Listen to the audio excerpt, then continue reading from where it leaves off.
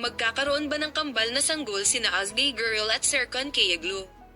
Inaasahan ng kanyang mga tagahanga na makita siya na nasa ilong ang kanyang tiyan.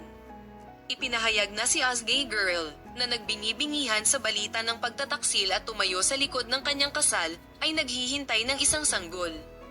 Habang ang mga tagahanga ni Asgay Girl, na nag-anunsyo ng kanyang pagbubuntis, ay naghihintay na mag-pose habang ang kanyang tiyan ay nasa kanyang ilong, isa pang nakakagulat na pahayag ang ginawa, at ang balita na sina Asgay Girl at Serkan Kayaglu ay magkakaroon ng kambal na sanggol na ikinatuwa ng kanilang mga tagahanga. Lumitaw ang mga larawan ni Serkan Kayaglu na yamakap sa iba't ibang kababaihan sa Izmir, at ang mga pulis ng tabloid ay nayanig sa sunod-sunod na mga paratang. Si Asgay Girl, na nag-star sa maraming serye sa TV, ay nagpakasal noong 2016. Ang kanyang asawang si Serkan Kayaglu ay nag-iwan ng marka sa balita ng pagkakanulo noong nakaraang taon. Si Asgay Girl, na tumanggi sa mga paratang ng pagtataksil at kasal ng imam laban kay Serkan Kayaglu, ay halos magbingi-bingihan sa mga alingaw-ngaw.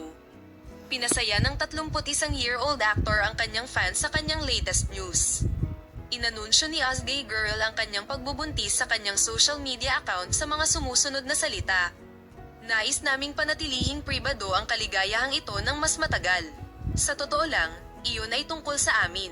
Sa madaling salita, ang salita, kami ay masaya, nasisiyahan at maayos. Ang mga larawan sa bakasyon ay nagmula kay Asgay Girl, na nahayag na naghihintay ng isang sanggol.